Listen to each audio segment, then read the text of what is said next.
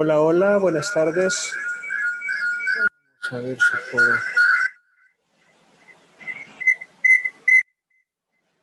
Tener que dejar la sesión. Hola, hola, buenas tardes. Buenas tardes, quiero que me digan por favor si pueden escucharme. Hola. Ok. Hola, buenas tardes, licenciado. Casi no le Hola. escucho. ¿Me puede escuchar? Disculpe.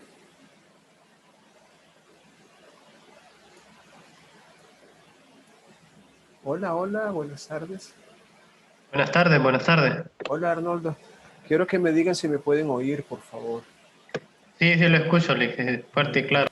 Muy bien. ¿Y los demás que me dicen pueden oírme?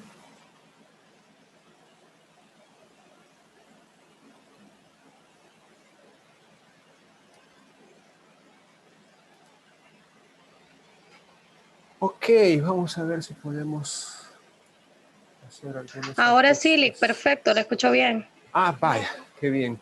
Es importante que todos se aseguren de poder oír para que podamos estar en realidad conectados. Nomás déjenme hacer un pequeño ajuste con este fondo que está muy llamativo de momento. Vamos a ver si podemos poner uno diferente.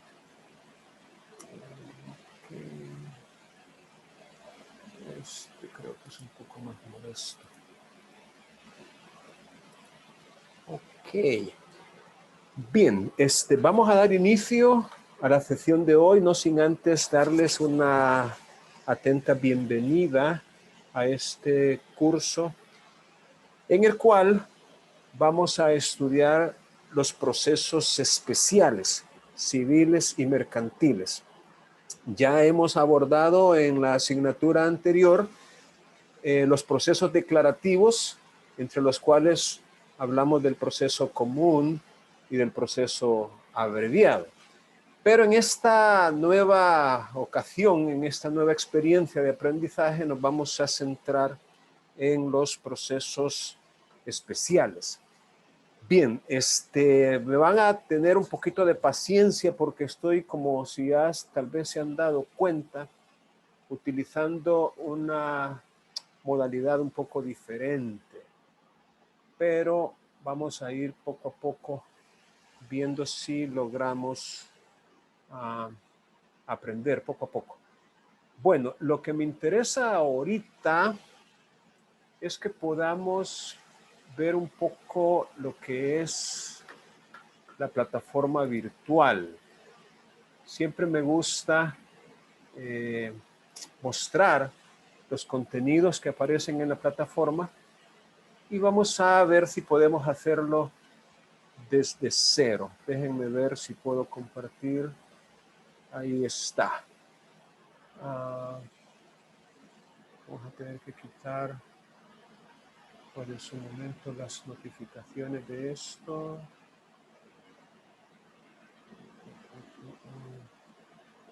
Bueno, lo voy a dejar pendiente. Bien, voy a mostrarles brevemente lo que es el contenido que se ha digitalizado hasta el momento. Por cierto, si ustedes se fijan, aquí tenemos una invitación para todos. Hoy a las 8 de la mañana y a las 3 de la tarde, yo creo que ustedes bien podrían participar. Habrá esta inducción virtual sobre el manejo de la plataforma Canvas. Es la misma, entiendo yo, se ha programado 5 sesiones, pero basta con que asistan a una de ellas. En el horario de su preferencia, como dice la publicidad esta, el anuncio este. Bien, entonces aquí incluso está el vínculo para que puedan entrar una vez que decidan participar en esta actividad. Bien, quiero mostrarles, como les decía, el contenido del curso. Vamos a ver. Aquí está. Aquí tenemos la página de inicio. En esta página, vamos a ver, parece que se ha ralentizado el proceso. Bien, ya les había anticipado que vamos a tener un poquito de paciencia porque estamos utilizando un equipo diferente al de la asignatura anterior. Así que poco a poco nos vamos a ir familiarizando. Bien, una de las cosas que siempre les recomiendo es utilizar este botón para poder hacer la pantalla un poquito más grande, es decir, ocultar el menú que aparece en la parte, por cierto, déjenme chequear la vista del estudiante. Entonces, este es uno de los botones que ustedes podrían utilizar con alguna frecuencia para poder ocultar, repito, lo que es el menú que aparece a la izquierda. Vamos a ver. Está un poco ralentizado. Vamos a ver.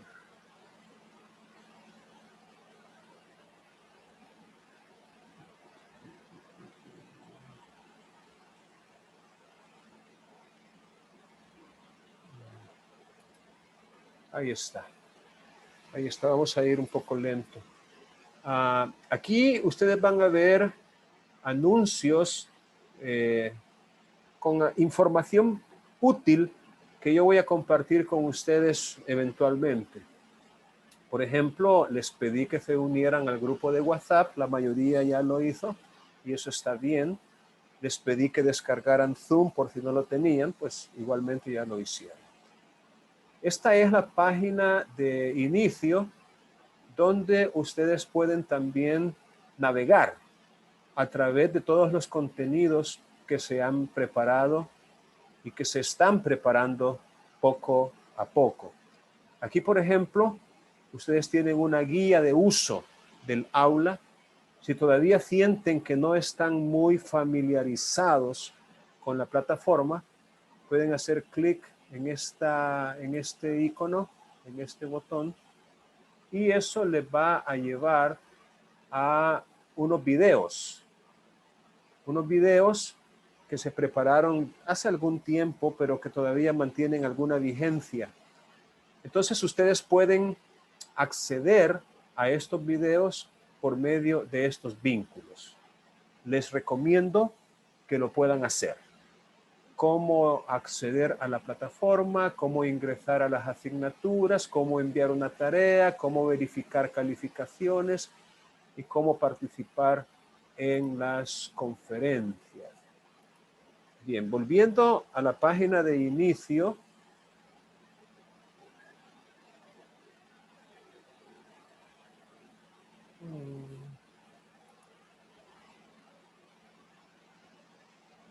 también aparece aquí el chat. Este es un chat interno que ustedes también lo pueden utilizar para comunicarse con el profesor y para comunicarse entre ustedes. Es eso, un chat o mensajería interna del curso. Yo compartí con ustedes ya, yo creo que lo buscaron y lo vieron para poder autoinscribirse en el grupo de WhatsApp. Así que ahí también ustedes pueden comunicarse conmigo, que es una de las varias maneras de hacerlo. También aquí pueden ustedes ver el calendario académico para que tengan, digamos, presente las distintas actividades y las distintas fechas. El calendario académico incluso lo pueden descargar. Y también lo pueden encontrar en la página web de la universidad.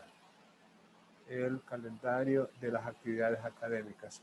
Probablemente lo están viendo pequeño, pero aquí, por ejemplo, aparecen las fechas en que se han programado los exámenes parciales. Así que aquí lo tienen también el calendario académico. Vamos a regresar a la página de inicio para seguir mostrándoles cómo ustedes pueden navegar. También está el foro de consultas semanales. Este es un requerimiento administrativo. A todos los docentes se nos pide que preparemos un foro de consultas por semana. Entonces aquí ustedes pueden ingresar al foro y poder participar. Para ello tienen que suscribirse. Tienen que suscribirse primero y ya una vez suscritos, ya ustedes pueden hacer preguntas en este foro. Aquí está. Ejemplo, ¿cuál es la primera tarea? Un ejemplo. ¿Cuál es la primera tarea? Bueno, también en la plataforma virtual, vamos a ir poco a poco. Ustedes van a ver en el costado derecho, al lado derecho, parece que se desconectó la cámara, déjenme checar.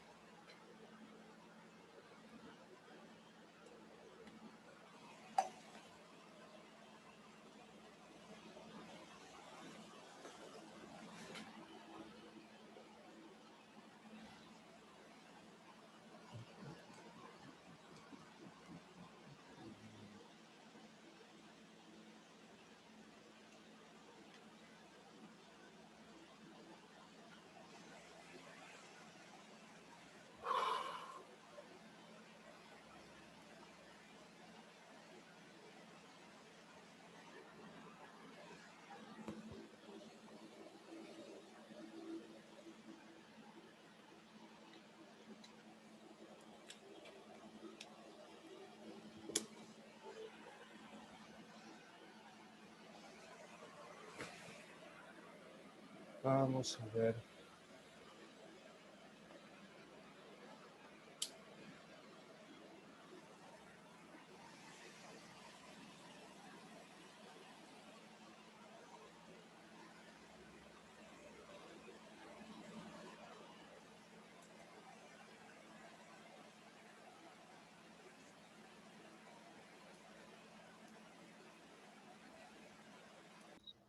De inmuebles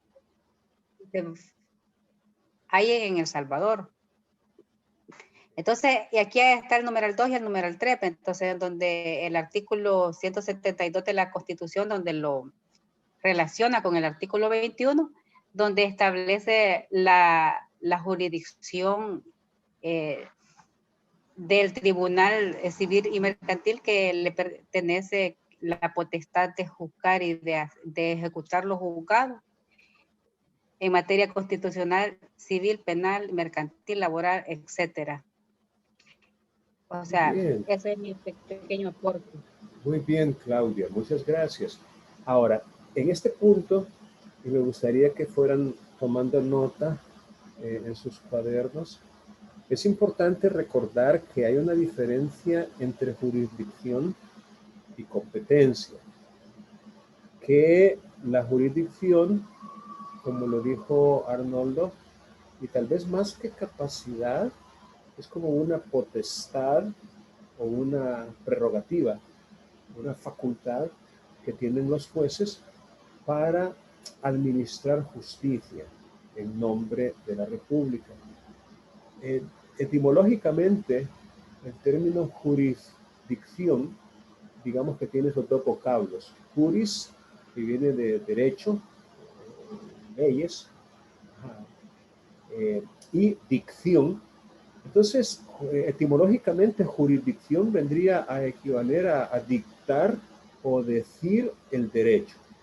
Entonces, quienes dictan o dicen el derecho, pues por lo menos dentro de este contexto, son los jueces, quienes han sido investidos con jurisdicción. Ahora, hay un aforismo o una máxima que permite establecer esa diferencia entre la jurisdicción y la competencia. ¿Alguno de ustedes la recuerda? Esa expresión que marca la diferencia entre la jurisdicción y la competencia. Buenas tardes. Sí, buenas tardes, Jenny.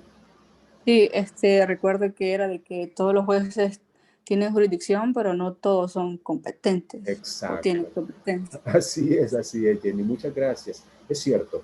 Efectivamente, en esa máxima estaba yo pensando cuando les hacía la pregunta. Todos los jueces tienen jurisdicción, pero no todos tienen competencia. ¿Por qué? Porque la competencia es la medida de la jurisdicción. Es como la porción de jurisdicción o como que dice los límites que se le establecen a los jueces para poder pronunciar o dictar el derecho. De tal manera que un juez de familia, por ejemplo, no puede resolver aquellos asuntos que no son de su competencia, que es precisamente la materia de familia. Y la competencia, pues es la que se divide también, y yo creo que ya todos lo hemos aprendido antes, en competencia por razón de, a ver, ayúdenme por favor, alguien ahí que me termine la idea, competencia Razón de la materia. Exacto. ¿Qué más? Territorio, grado, Territorio, funcional. Cuantía. grado, función y cuantía, perfecto. Y algunos Entonces, por turnos. también, es cierto, por turnos, es cierto. Entonces, Licenciado, sí, dígame. bueno, fíjese que mi interrogante no es tanto de la prueba, pero fíjese que yo desde ayer he estado intentando lo del bajar lo de del material de apoyo que usted colocó sobre el material de Tomasio. Y bueno, le voy a mandar la captura luego ¿cómo se llama? El grupo de WhatsApp, porque dice solo try again, o sea que no está inhabilitada esa forma de bajarla, no sé qué pasa. No sé si solo a mí o a algún compañero más. Voy a hacer una pausa en eso. Pero el try again, de qué le sale? ¿En la página? ¿O cuando le carga el archivo? ¿En internet o cuándo? Aquí tiene esta opción, mire. Usted puede venirse a archivos, en esta parte de acá, archivos, y vamos a ver qué nos sale. Entonces, donde dice recursos adicionales, y aquí está, juicio civil ejecutivo. Le da clic aquí y en teoría le tendría que aparecer. Y aquí está el botón para descargar, este que está aquí arriba. Entonces, Atendiendo a la imagen que mandó la compañera, yo creo que ese try again es cuando, como la plataforma siempre antes de que uno descargue el archivo, saca eso, ¿verdad? Como una vista previa de los archivos que uno pretende descargar, eso creo que es que no le carga. O depende el navegador, porque No, está completamente con toda la razón los dos, ya que ahorita me fui a archivos como el licenciado está mostrando y efectivamente, o sea, aquí están los recursos adicionales y aquí sí pude, fíjense, les agradezco bastante porque sí, de una forma directa no podía hacerlo. Tienen razón. Muchísimas gracias. Muy bien. Entonces, vamos a continuar.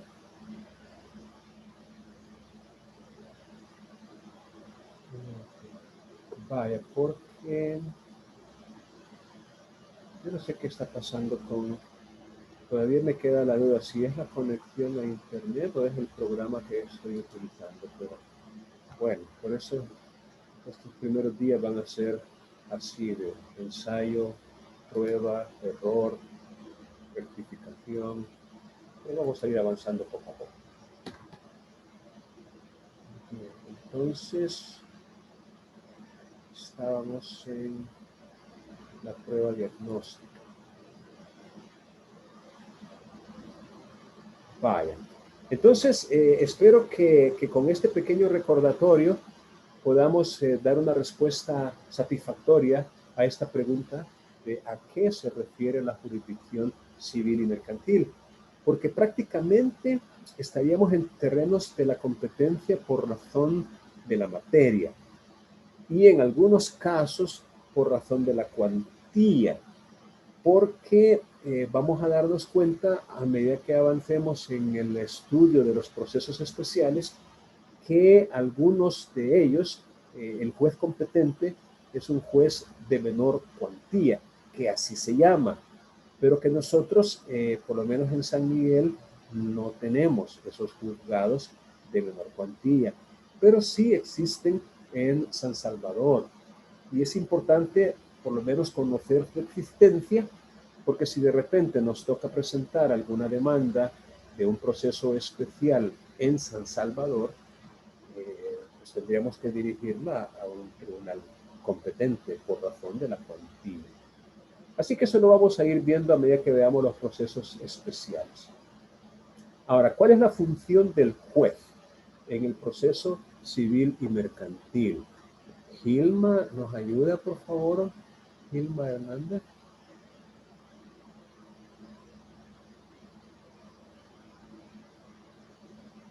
Le escucho, licenciado, dígame. Sí. La tercera pregunta. ¿Cuál es la función del juez en el proceso civil y mercantil? Solamente hice la 1, la 2 y la 3. Bueno, pero es la 3, ¿no? La pregunta que le estoy haciendo es la 3 ahorita. Hola, principios. No, la función del juez en el proceso civil y mercantil. Permítame. Me basé en el artículo 172 y establece la jurisdicción de la potestad para juzgar y hacer y ejecutar lo juzgado.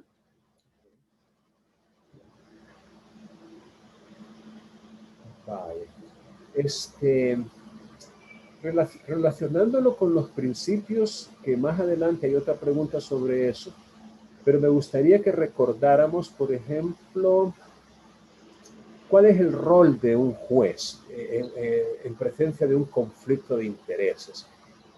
Por ejemplo, ¿podría un juez de lo civil y mercantil aconsejar a los ciudadanos?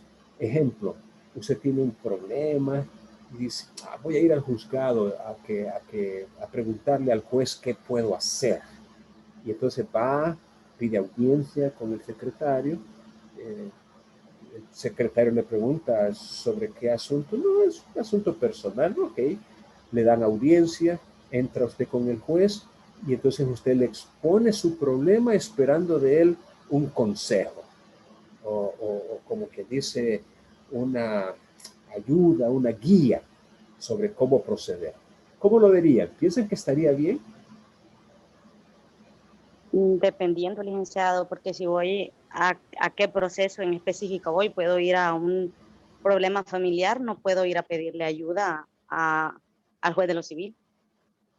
No, supongamos que es un proceso efectivamente de la materia de la cual él es competente. Entonces, la pregunta que yo les formulo para su análisis es si ustedes piensan que estaría bien que un juez de lo civil y mercantil, con toda su sabiduría y sus conocimientos, digamos, atienda consultas de la gente que tiene problemas y quiere encontrar algún apoyo o alguna sugerencia, alguna idea, alguna guía del juez, pues sabiendo que el juez pues, es un especialista en la materia. A ver, algunas opiniones, por favor. Definitivamente no, licenciado, ya que el juez es un ente imparcial. O sea, él está ahí, pero él va a dar justicia, pero no se puede poner ni de un lado ni de otro. La imparcialidad de un juez es totalmente importante. Bien, Ana, muy bien. Gracias por su opinión. ¿Alguien más quisiera reforzar o contradecir esto?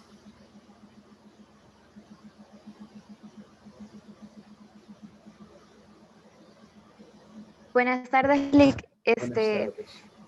Respecto de esa pregunta, ¿verdad? enfocada a la función del juez, opino que como operador de justicia, él tiene la función de dirigir y de ordenar el proceso, tomando en cuenta los principios rectores y las garantías de un debido proceso, tales como el principio de legalidad, el principio del juez natural, de igualdad de armas. Todo esto con la finalidad de dirimir los conflictos civiles y mercantiles que sean sometidos a su conocimiento por los justiciables. Muy bien, gracias Jessica, tiene muchísima razón. Pero tratando de aplicar esos principios y lo que usted dijo al caso concreto, el proceso no ha iniciado. Lo que usted tiene es un problema y no haya qué hacer. Entonces usted dice, pues voy a ir con un juez para ver qué me dice. Entonces entra a la oficina y comienza a exponerle el problema. ¿Qué debe hacer el juez en ese momento? ¿Debería el juez interrumpirle y decirle, mire, disculpe, fíjese que con todo respeto no puedo continuar escuchando la exposición que me está haciendo de su problema porque no me corresponde a mí como juez ni escucharle ni darle ningún consejo? Pregunto, ¿estaría bien eso? ¿O el juez debería escucharle y darle un consejo apropiado al caso, a la situación que se le está planteando? Eso es lo que yo quiero que entre todos podamos resolver. Ya Ana dijo que no, que ella no ve. Ajá, dígame. Reforzando con la idea de la compañera Ana, en sí, el juez sí lo tiene que escuchar, pero no en ese momento, ni así, ¿verdad? Para eso existe una figura llamada alegaciones iniciales, ¿verdad? Que bien es cierto que el juez escucha los problemas, pero por medio de un abogado, representado, alguien que le dé una asistencia jurídica a los justiciables, porque él resuelve los casos que se le presentan. No es con una, ¿cómo decirlo? Uno tiene una facultad de consejería, pues que las personas van y les piden consejos, no, porque aparte que tiene que resolver los casos, y que si bien es cierto que lo debe hacer de una manera así bien epistemológica, y bien holística, ¿cómo se llama? Las entidades judiciales resuelven más casos, y no creo yo que un juez que esté hasta el tope de casos juzgados vaya a tener el tiempo de decir, sí, pase, le voy a dar mi consejo. Muy bien. Gracias por su aporte. Jocelyn, ¿usted quiere opinar? Sí, buenas tardes a todos. En el mismo orden de ideas que mi compañero Arnoldo, considero de que el juez, su función no es estar dando consultorías, porque para eso existen otras instituciones del Estado, por ejemplo, la Procuraduría General de la República. Si una persona necesita asesoría legal, puede asistir a este tipo de instituciones para que se le brinde como una guía sobre lo que deben de hacer en un problema en concreto, porque el juez básicamente su función es, como ya hemos mencionado, él tiene la potestad de administrar justicia, de resolver aquellos conflictos que se le presenten, y todo eso en base a los principios que ya regula la ley, en base a derecho y también en base a las pruebas que las partes oferten al proceso. Muy bien, gracias. Coincido totalmente con lo que usted acaba de exponer. Efectivamente, yo tampoco creo que esa sea la función del juez. Ahora, ya dentro del proceso civil, ya como quien dice, un proceso iniciado, también hemos aprendido que la función del juez es muy particular, muy especializada, y pues obviamente el deber de imparcialidad es el que debe ser observado de manera estricta por parte del juez. Les pongo un ejemplo. Imagínense que estamos en un interrogatorio directo donde uno de los abogados no maneja, no aprendió, no domina las técnicas de litigación oral y cada pregunta que hace, el abogado de la parte contraria se la objeta. Es decir, inmediatamente se pone de pie, levanta la mano y dice, objeción, señor juez, la pregunta es, bueno, ya le da la razón. Por ejemplo, puede ser una pregunta capciosa, una pregunta sugestiva, una pregunta impertinente, una pregunta que asume hechos, una pregunta que va más allá de lo que el testigo está en capacidad de responder, etc. Y es cierto, efectivamente la pregunta es objetable. Y entonces el juez, al lugar. Entonces, imagínense ese escenario donde literalmente el abogado no logra hacer preguntas válidas y el abogado de la parte contraria, pues tal vez con mejor técnica, con mejor dominio de esas reglas, le objeta a cada rato. Entonces, pregunto, ¿debería un juez ser, voy a usar la palabra, benévolo con este abogado y tolerar o permitir preguntas a pesar de que son objetables y de que han sido objetadas en forma oportuna? Pero como que dice flexibilizar un poco y si es posible decirle al abogado de la parte contraria que está objetando, no, mire, licenciado, usted tiene razón, pero no, hombre, no hay que ser tan estricto. Démosle oportunidad al colega de que pueda hacer preguntas. ¿Qué piensan? ¿Qué pensarían de un juez que actúe así? ¿Está actuando bien? Porque Yo está creería haciendo... que no está actuando bien, licenciado, porque él no puede ser, o sea, benevolente, él tiene que ser justo, entonces se tiene que comportar de una forma conforme la ley lo dice, ¿verdad? O sea, teniendo un actuar totalmente imparcial y no ponerse en ese momento a defender a ninguna de las partes, ni mucho menos aconsejarlo o a decirle a la otra parte que no siga como que sea más flexible con el compañero, o sea, jamás. Entonces un juez tiene que ser totalmente imparcial y si le parece que el argumento o realmente la pregunta es impertinente, o el juez tiene la obligación de no dar lugar a la pregunta. Muy bien, Ana, muchas gracias. ¿Alguien más quiere opinar con respecto a ese caso hipotético? Y con respecto a... Adelante, después lo digo yo, no hay problema. Sí, Yaritza, está bien. Puede hablar a Yaritza.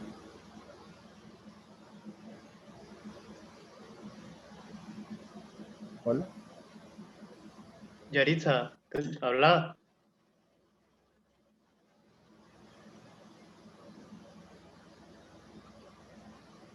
Quizás se le desconectó el micrófono, porque se ve que lo tiene encendido.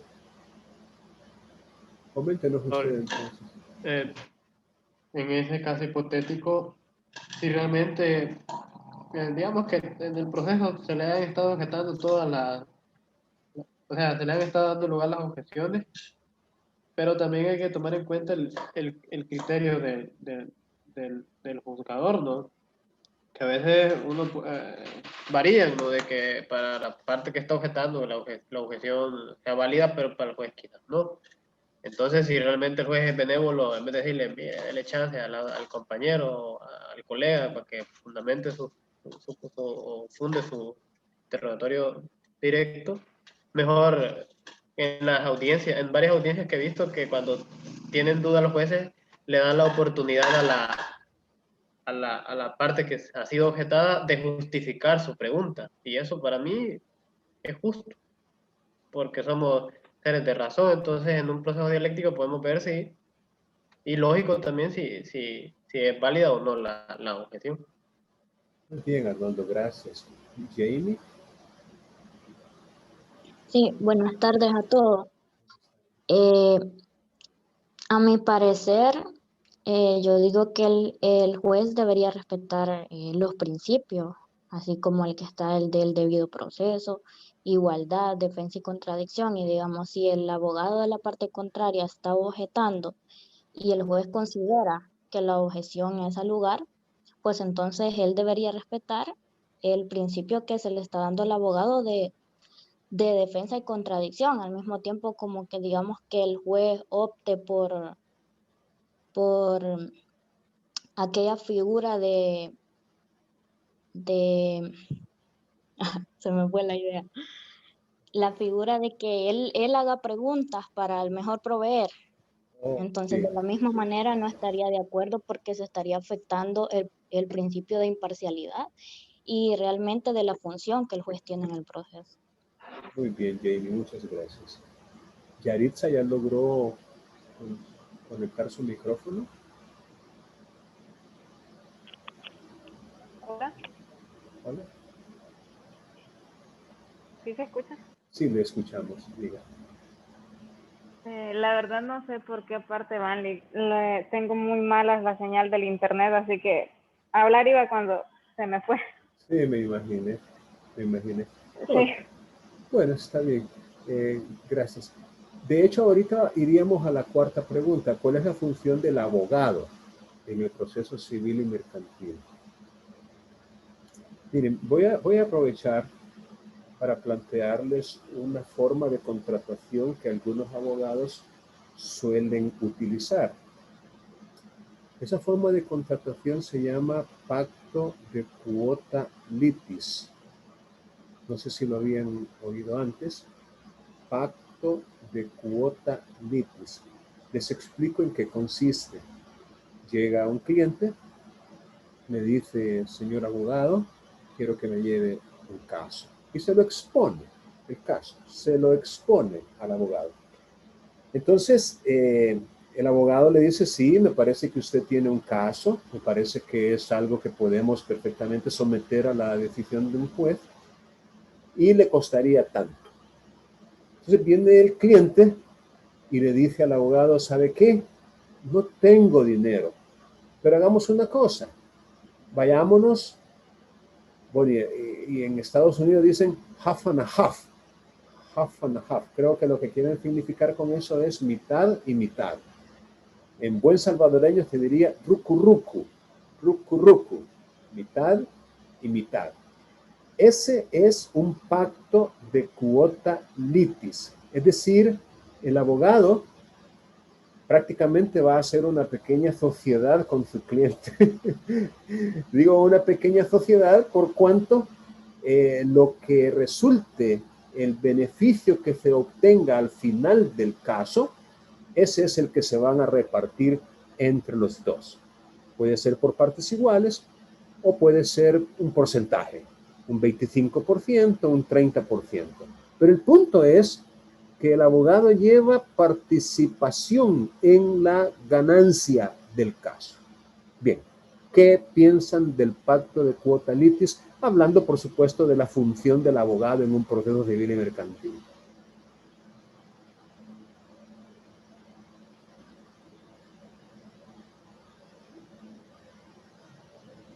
¿Qué opinamos sobre que el abogado haga un pacto así, verdad? De que proteja, bueno, yo lo veo de una forma de que él está protegiendo también sus intereses, licenciado. Porque, y también los del cliente, porque es muy chiquita, ¿verdad? Entonces, acordémonos que aquí en El Salvador, infelizmente, no todas las personas, pero la mayoría de personas no tienden a ser muy leales o confiables, ¿verdad? Entonces, creo que si el pacto es de una forma legal, y justa para los dos, que llegan a un acuerdo, no me parecería tan desagradable, ¿verdad? Según lo que conseguí escucharle. Sí, muy bien. Es muy intimita, ¿verdad? En el proceso. Sí, o un porcentaje diferente, pero en todo caso una parte. Una parte de lo que ganemos va a ser para usted, señor licenciado. Yo eso lo he escuchado hablar, pero en procesos como de indemnizaciones contra el Estado, ¿verdad? De que dicen, vaya, de lo que me den ahí el 30% es tuyo, licenciado. Y esperando que le den grandes sumas de dinero, ¿verdad? Por la indemnización, por los derechos que se le han violentado. Exacto. ¿Y eso es completamente legal aquí en El Salvador? Bien, contestando su pregunta, yo diría que sí. Yo diría que cae dentro de lo permitido por la autonomía de la voluntad. Pero yo quiero que ustedes valoren el aspecto ético, que vayan un poquito más allá de la legalidad y entremos en terrenos de la ética profesional. Ah, por ejemplo, si el abogado lleva un porcentaje que podría ser la mitad o podría ser un porcentaje menor, pero si él lleva un porcentaje en lo que se obtenga producto de esa litis, ¿qué piensan?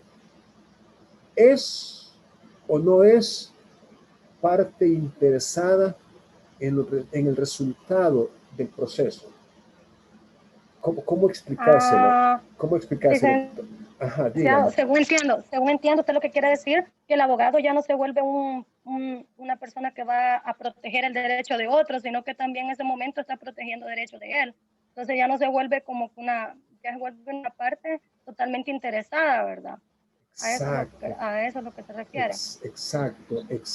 Vuelve como Y eso tiene algunos riesgos Licenciado, tengo una pregunta. Sí, le escucho, Gilma. Con respecto a eso, la compañera creo que le preguntó si eso es legal hacerlo.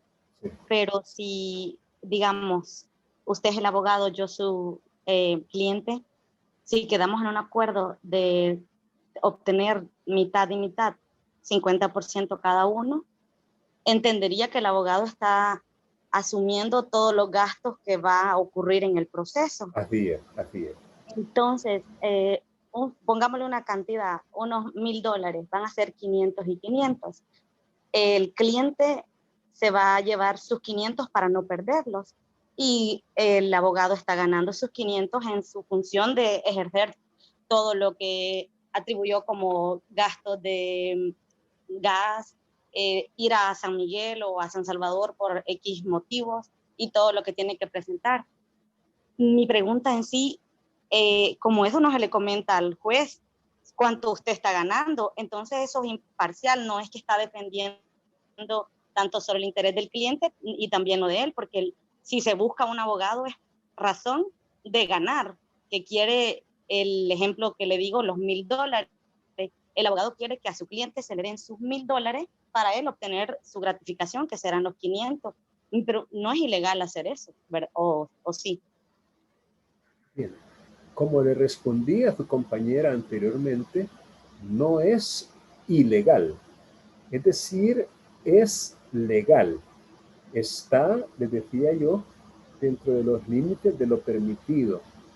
La autonomía de la voluntad alcanza para generar un contrato válido. O sea, no habría vicio en el consentimiento, no habría fraude, no habría engaño, no habría malicia. Es decir, es algo consensuado. O sea, hay un convenio, hay un acuerdo de voluntades que es, repito, perfectamente válido y legal. El punto, les decía yo, es que analicemos el aspecto ético del asunto, que vayamos un poco más allá, que trascendamos a la legalidad para valorar si la ética profesional avala o tolera o permite este tipo de contrataciones. Y la consideración que yo les hacía, sí, dígame. No, discúlpame que lo interrumpí. Lo que le quería decir yo es de que se pueden llegar a ciertas ilegalidades por parte también del abogado por aquella avaricia que tiene de querer ganar esta cantidad puede ser dinero, ¿verdad? Como siempre, todo es pecuniario. Entonces, puede darse en una forma ética, puede dar lugar a varias irregularidades o cometer varias, digamos, acciones no éticas, o sea, o no tan éticas, también a darle prioridad a este caso y dejar de lado muchos que ya tenía anteriormente. Entonces, en ese aspecto que usted lo dice de una forma ética, no es correcto. Muy bien, Ana, Pero gracias. yo creo en la figura per se, ¿verdad? En la prima fase que nos dicen que se llega al acuerdo de que como que el cliente no tiene cómo costearse el servicio del abogado litigante, porque hay que entender también de que la sociedad contemporánea, permítanme un momento.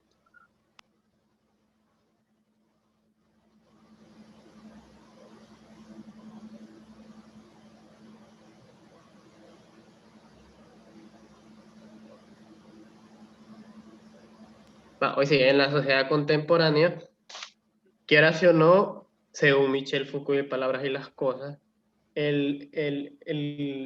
la moneda es un mecanismo de supervivencia que denomina valores de cuestiones así de necesarias para la subsistencia humana. Entonces, él incluso trasciende más allá, porque alguien que no fuera tan comprensivo diría yo, no, mire, si no me puede pagar, yo no le puedo llevar el caso, ahí vea cómo se arregla y tal. Pero incluso yo, a mi parecer, el abogado benévolo dice, bueno, yo voy a correr los gastos y esperemos que ganemos y nos vamos, como dicen aquí yo he escuchado raja y raja, no sabía que así se escuchaba, que había otro dicho. Raja y raja es otra manera. Raja, Sí, raja y raja. Y veamos cómo sale y tal. Y eso yo lo veo, en cierta manera, hasta incluso más humanista, ¿va? Porque si no me puede pagar, y yo lo entiendo, no me puede pagar, pero tiene otros bienes de valor. Y así. Creo que, no sé si me estaré equivocando, ¿verdad? Habría que, en este caso, ver los diferentes, valga la redundancia, casos, porque no todos están en la misma situación, ¿verdad? Como lo planteaba el compañero en este momento, hay personas que definitivamente no tienen para correr con dichos gastos. Y hay otras personas que sí lo tienen y a lo mejor esperan un mayor beneficio. Entonces, dependería del caso en concreto, del problema en concreto, ver qué tan ético puede o no ser cada uno de ellos, ¿no? Muy bien, muy bien. El problema que usted introduce, Yaritza, es el problema de una eventual relatividad, ¿verdad? Es decir, ¿será que si no es ético en relación con ciertas personas, pero sí lo es en relación con otras personas? Relatividad, como que dice relativamente a ciertas personas sí, pero relativamente a otras personas no.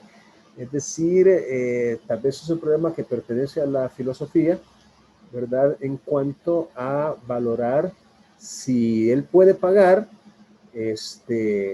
pues, y a pesar de que puede pagar, igual voy a asumir yo los costos del proceso porque vamos a llevar una cuota de participación aquí, pero con aquel que no puede pagar, bueno, aquí sí es válido, pero allá no.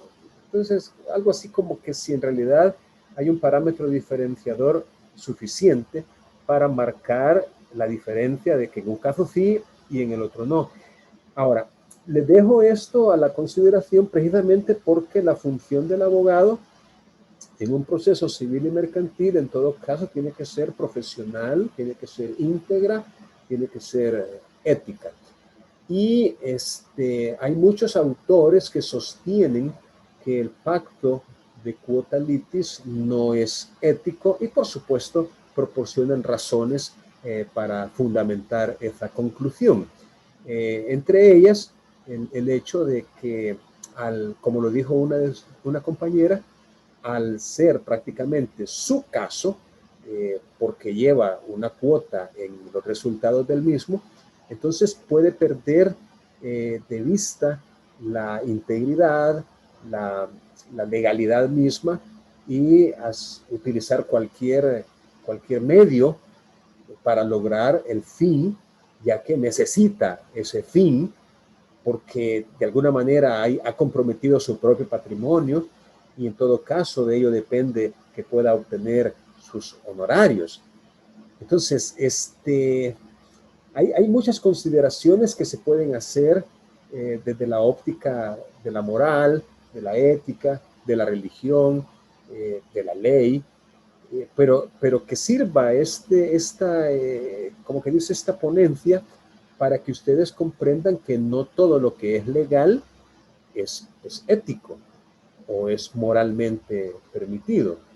Es decir, de repente podemos encontrarnos con algunas actuaciones que, aunque sean permitidas por la ley, a lo mejor la ética no las vea con agrado o con buenos ojos. Vaya, porque podría yo mencionar un par de ejemplos adicionales. Por ejemplo,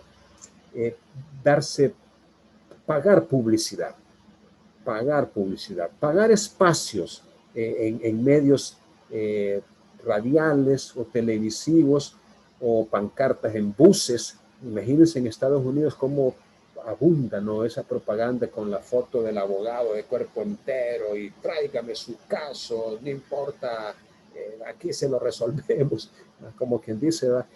Es decir, ese es otro aspecto que muchos sostienen que raya o atenta contra la ética profesional, que un abogado se publicite, se promocione a sí mismo, diga maravillas de lo que él es o de lo que tiene para ofrecer. Otro ejemplo podría ser lo que algunos abogados suelen hacer de garantizar el resultado. Créanme, hay abogados que le juran y le aseguran al cliente que le ganan el caso, que es pan comido, que solo es de ir a traer. ¿Y por qué lo hacen? ¿Por qué creen que lo hacen? Obviamente para garantizar, para amarrar al cliente, para recibir el anticipo, los honorarios iniciales y, claro, eso ocurre no solo en los terrenos de la abogacía, podría darse también en otros campos del ejercicio profesional, como la medicina, la ingeniería o cualquier otro sector. Pero la reflexión que yo quiero que ustedes hagan es que no necesariamente lo que otros hacen o practican puede estar bien desde el punto de vista de la ética. Y que es importante de vez en cuando agarrar un librito especializado para tener otro tipo de saberes que nos permitan reevaluar nuestros principios, nuestras convicciones y tratar de mejorar frente a la deidad, por ejemplo, aquel ser supremo en el cual nosotros podamos creer y no tratar de sacar un provecho que a lo mejor riña con principios que son correctos. Es como una reflexión en cuanto a esta pregunta de la función del abogado. Bueno, siguiente pregunta. ¿Cuáles son las clases de procesos civiles y mercantiles? Vamos a permitir que Carla Gabriela nos ayude con una opinión, por favor. ¿Cuáles son las clases? Buenas tardes, Carla. Bueno, la clase de procesos civiles y mercantiles, en general encontramos los comunes y abreviados, y ya en la clase de procesos especiales encontramos el de ejecución, inquilinato, los monitorios y los posesorios. Muy bien, muy bien. Pienso que la lista que usted ha expresado está bien. Tenemos los procesos declarativos, por un lado, y dentro de ellos el común y el abreviado, que fueron los procesos que más o menos estudiamos la asignatura anterior. Y hoy estamos estudiando los procesos especiales, que como usted bien lo dijo, son 4, ¿verdad? Los ejecutivos, los de inquilinato, los posesorios y los monitorios. Muy bien, gracias por su respuesta. Dice la siguiente pregunta dentro de esta prueba diagnóstica: explique los principios estructurales del proceso civil y mercantil. Quizás no nos vamos a detener mucho, pero sí les pediría que volvamos a los primeros artículos del Código Procesal Civil y Mercantil, donde aparecen mencionados estos principios que rigen el debido proceso y que es muy importante tenerlos en cuenta. Los principios son derroteros que no solo los jueces deben observar, sino todos aquellos que participen de una o de otra manera dentro de un proceso. especialmente los abogados. Principios como el de probidad, lealtad, buena fe, principios como el de igualdad, principio de contradicción, defensa, principios que de alguna manera, ordenación, vinculación a la Constitución, todo esto nosotros debemos de alguna manera no solo conocerlos, sino también tratar de aplicarlos en nuestro desempeño. Bien, la siguiente pregunta, ¿a qué se refieren las alegaciones iniciales? Vamos a ver, Scarlett, su opinión, por favor. Buenas tardes, ¿me escuchan? Sí, le escuchamos. Bueno, los alegatos iniciales son aquellos que establecen el rumbo del proceso, ya que es la primera oportunidad que tiene el abogado para participar en el proceso entablado y así poder fijar y concretar los hechos alegados y que el juez pueda conocer la pretensión del caso que se ha establecido en la demanda. Entonces creo que es la primera oportunidad que se tiene para establecer y fijar los hechos en el proceso. Muy bien, gracias por su participación. Ahora, recordemos que las alegaciones, digamos que son en dos vías, ¿verdad? Tanto la parte demandante, pero también la parte demandada. El uno lo hace en la demanda y el otro lo hace en la contestación, que por su parte podría contener también una reconvención o contrademanda. Entonces, efectivamente, las alegaciones iniciales, como bien lo ha dicho usted, es la oportunidad que se tiene para exponer los hechos, tanto por parte del actor como por parte del demandado, y fijar el objeto del proceso, especialmente los hechos controvertidos, que son aquellos sobre los cuales recaerá la prueba. Muy bien. Tenemos un par de preguntas más. Explique los requisitos de una demanda. Luz Elena, ¿nos ayuda, por favor? Los requisitos. Buenas tardes, licenciado, Buenas tardes. compañeros, no sé si me escuchan. Sí, le escuchamos. Referente a la demanda, los requisitos, en el artículo 276 del Código Procesal Civil y Mercantil, habla sobre una serie de requisitos los cuales la demanda debe contener. Puede ser la identificación del juez o tribunal ante el que se promueve, podría ser, por ejemplo, aquí en la ciudad de San Miguel, los juzgados, primero civil y mercantil, segundo civil y mercantil, también el nombre del demandante, el domicilio que señale para oír las notificaciones, por ejemplo, sería el nombre del demandante, Luz Elena Gómez Sandoval, el domicilio para oír notificaciones sería el caserío Las Anonas, Cantón El Palón, etcétera, municipio de Lotique, y sería el nombre del demandado, persona X con su domicilio, dirección, donde se puede verificar las notificaciones, y aparece una serie de como el nombre del procurador, del demandante, los hechos en el que el demandante funda su petición, los argumentos de derecho y las normas jurídicas que sustentan su pretensión. A mí me parece interesante esto, que referente a los requisitos de la demanda, que toda persona que conoce el derecho debe tener en cuenta. Muy bien, muchas gracias. Hizo usted una excelente exposición de esos requisitos. Ahora, nomás tomemos en cuenta que en el proceso abreviado hay una flexibilización de los requisitos y ya no se manejan, digamos, la totalidad de los que aparecen en el 276, sino que ya hablamos de una demanda simplificada, ¿verdad?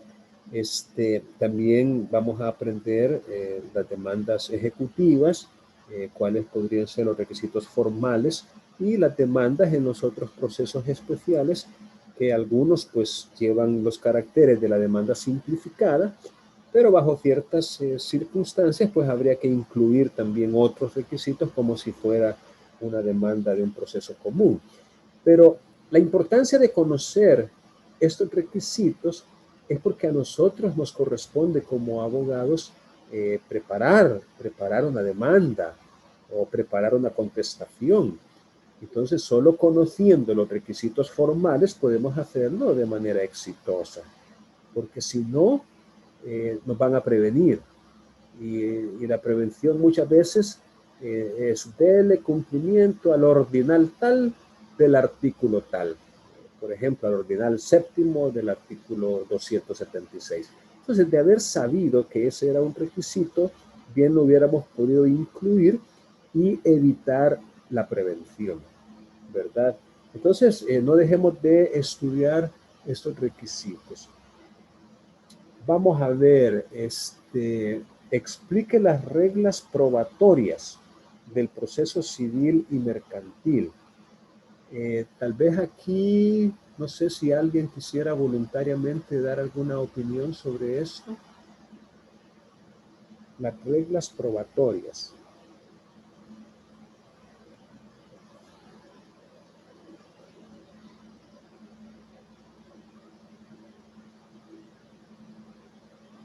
Y en esta interrogante sobre las pruebas probatorias, una de ellas no tiene que ser, bueno, tiene que ser pertinente, ¿verdad? O ilícita, creo, no sé si... Sí, vaya, está bien. Sí, tiene razón, tiene razón. Las pruebas para que nos puedan admitir el juez tienen que ser pertinentes, tienen que ser útiles, tienen que ser relevantes, tienen que ser lícitas.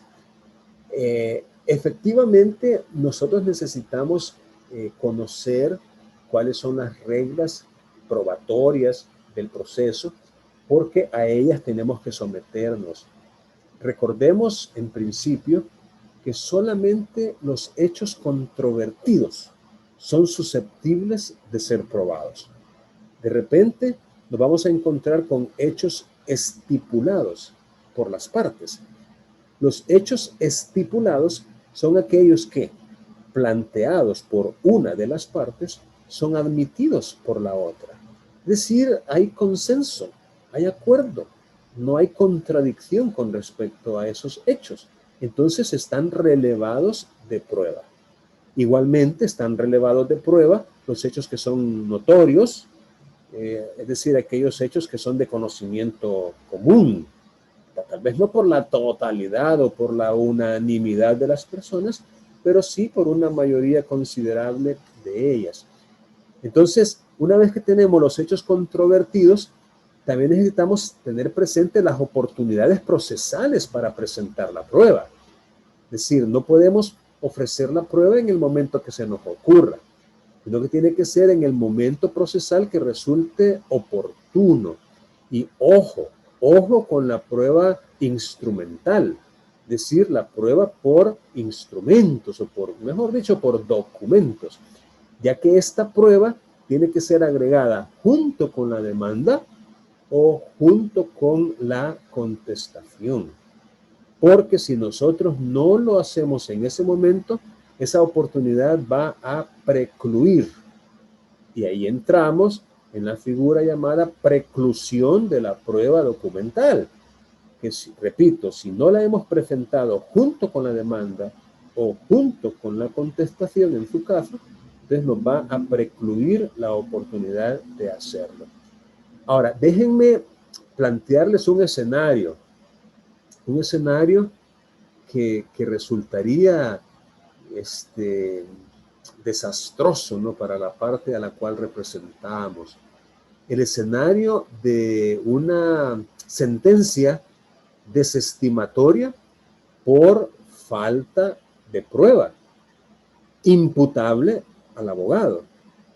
Es decir, resulta que usted tenía que haber presentado en cierto momento procesal un medio probatorio, pero no lo hizo y le precluyó el derecho.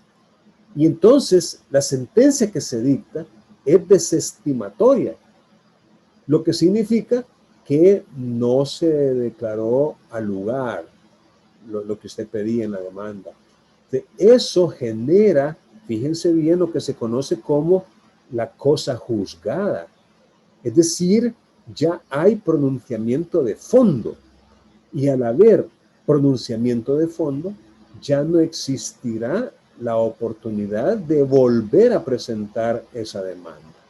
Entonces, imagínense lo perjudicial que resulta para su cliente el que por un error cometido por el abogado, el caso no le prosperó y lejos de eso ya no lo puede volver a intentar. Entonces, familiaricémonos con estas reglas probatorias, no solo con la presentación, oferta, proposición, admisión, sino también con su producción y con su valoración. Es decir, al momento de producir la prueba y al momento de pedirle a los jueces que la valoren, o a estos que lo hagan, debemos también considerar estas reglas. Y finalmente vamos a ver quién no ha participado. Lorena Lisbeth. Lorena, cuéntenos, ¿considera importante estudiar el proceso civil y mercantil? Buenas tardes. Buenas tardes. Sí, yo considero importante porque de alguna manera sí se conoce que para toda la población hay diferentes posibilidades de acceso al servicio de justicia. Solamente. Muy bien, muchas gracias. Bien, vamos a ver si tenemos algo más aquí. Prueba diagnóstica. Vamos a ver, porque prácticamente...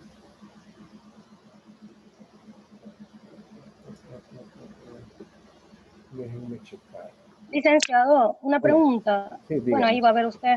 Con respecto a los antecedentes históricos del juicio ejecutivo, creo que era una tarea que estaba por aquí. Aquí está. Dice antecedentes históricos del juicio ejecutivo. Lo que no entiendo es que aquí decía fecha de tareas por hacer 18 de enero, bueno, de enero 12. Y ahí aparece las indicaciones que usted da, pero no sé si era para esta semana porque solo yo contesté. No sé si me equivoqué. No, no, lo que pasa es, vamos a ver, aquí lo dice, vamos a abrir esta parte de aquí.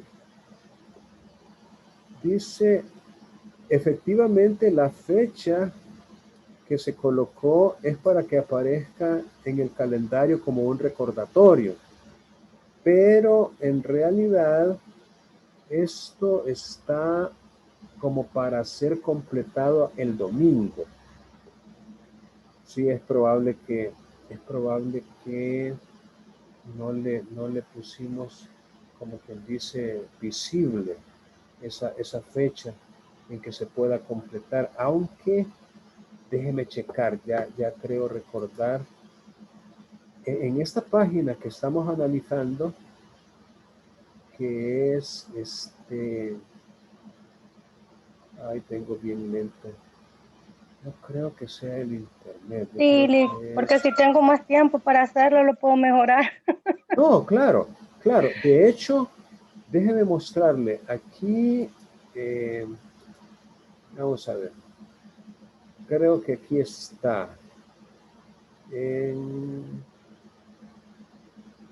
esta parte que dice actividad de la semana. Creo que aquí está. Ya lo vamos a ver.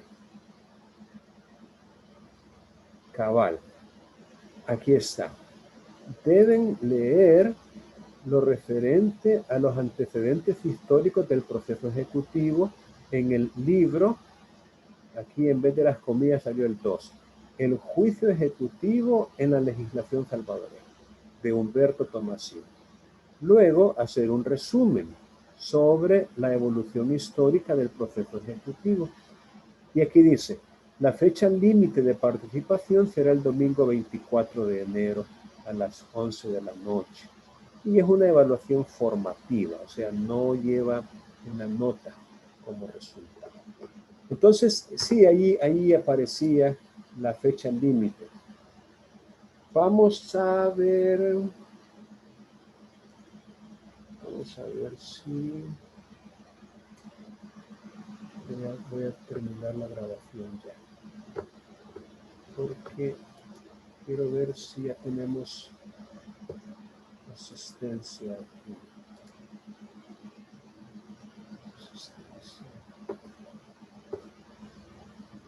Déjenme dejar de grabar.